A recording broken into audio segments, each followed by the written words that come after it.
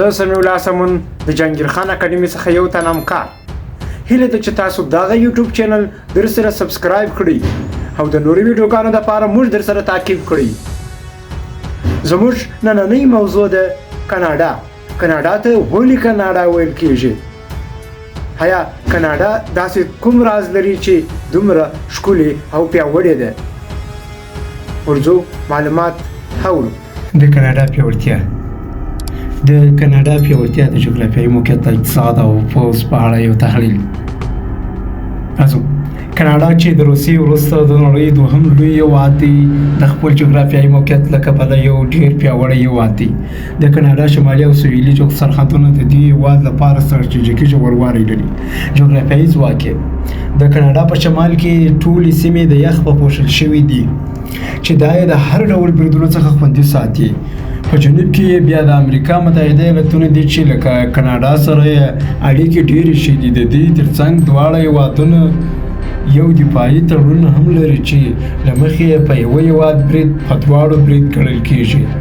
د کاناډا په ختیځ او لویدیځ کې د زرګونو کیلومترو سمندرونه دي چې په مؤثره توګه ساتل شوي دي په لویدیځ کې د امریکا د الاسکا ایالت د کاناډا لپاره د یو ستراتیژیکي ژورې سیمې په توګه کار کوي پوځي ځواک که څه هم د کاناډا فعال پوځ یوازې 11,000 سرتیري لري خو د دې پوځ د جنګي وړتیا او صنعتي مهارتونو له امله په نړۍ کې لسم تر ټولو پیاوړی پوځ ګڼل کېږي د نړۍ په پوځي درجه بندۍ کې د پاکستان پوځ په 11مه درجه کې دی اقتصادي ځواک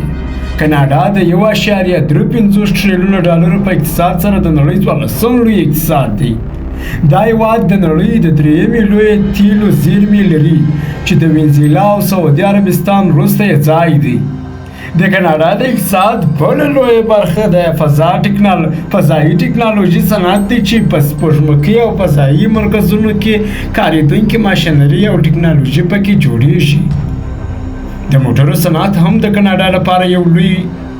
اقتصادي ځواک دی ځکه چې د ټولو لویو نړیوالو شرکتونو د تولید او مرکزي دفترونو واحدونه